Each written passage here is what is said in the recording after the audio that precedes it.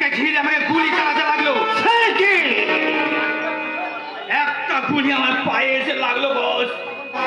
তখন ওই বাধ্য হয়ে আমি মেয়েটাকে নেহে যমুনাতেই ঝাঁপ দিলাম।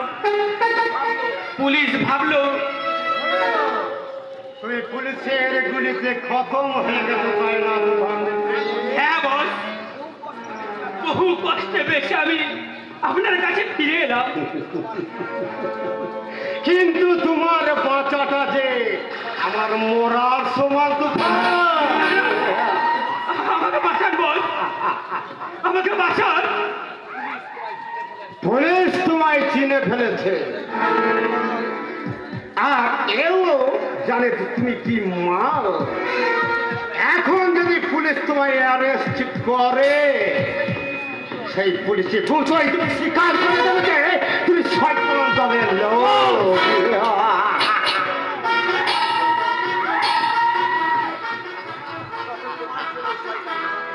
তোমার জন্যই শয়তান ধরা পড়বে,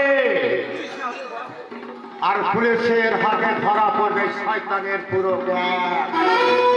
মানে পান টানলে মাথা তো আসবেই। না বস, আমি কোনোদিনই পুলিশের হাতে ধরা দেবো না।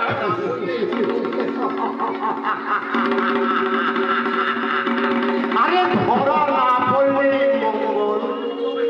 তাই পুলিশের যখন ধারণা তুমি যখন খতম হয়ে গেছো, সেই ধারণাটা এই শয়তানের পক্ষে শুভ নয়। মিস্টার মিস্ত্রি, মারবেন না বস, আমার মারবেন না, আমার বাঁচতে দিন। আমি আমি আমি কথা দিচ্ছি, আমি কোনোদিনই পুলিশের হাতে ধরা দেবো না। আমায় আমি বাঁচতে দিন, আমায় আমি বাঁচতে দিন।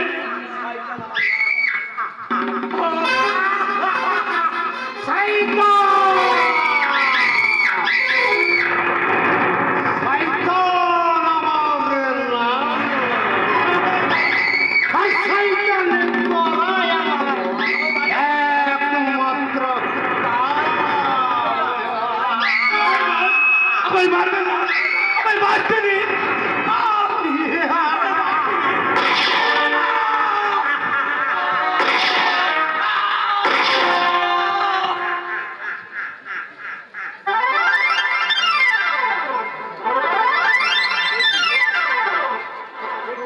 কি বল, আপনি গুলি চালালেন অথচ আমার গায়ে লাগলো না?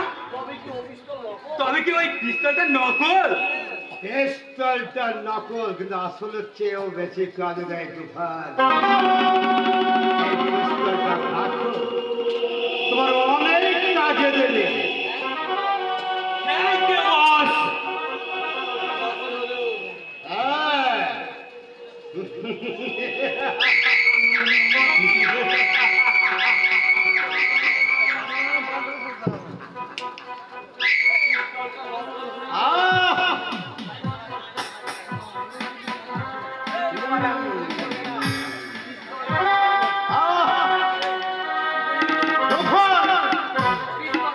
তুমি এক কাজ করো, এখান থেকে চলে যাও, আর কয়েকদিন একটু সাবধানে থাকবে এবং গোপনে খোঁজ নিয়ে দেখবে সেই চিড়িয়াটা এখন কোন দলে বসাবে। ওকে বস।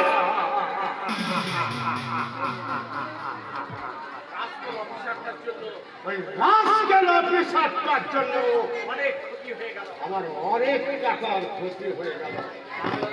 ওই বাংলাদেশ পার্টির কাছে আমি অনেক টাকা অ্যাডভান্স নিয়েছি, আর ঠিক সময় মতো যদি ওই টাকাটা দিতে না পারি, যদি সাহসে নন,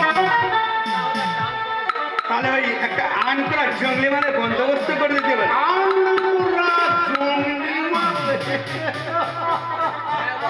হ্যাঁ বস, যদি ওই একটু ঘষে মেজে চলন সই করে নিতে পারেন তো মালটা কিন্তু বসে কচি মাল আছে।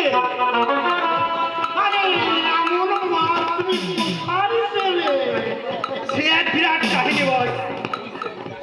পুলিশের গুলি খেয়ে যমুনায় ঝাঁপ দিয়ে আমি ডুব সাঁতার দিয়ে যতদূর সম্ভব এগিয়ে গেছি। তারপর অন্ধকারে সাঁতার দিয়ে আমি জানের ভয়ে কতদূর এগিয়ে চলেছি তা আমার খেয়ালই নেই। তারপর আমার এই হাত পায়ে অবস্থা এলো, দু চোখে ঘুম জড়িয়ে এলো। তখন পরের দিন আমি সকালে ঘুম ভাঙলো, তখন আমি দূর থেকে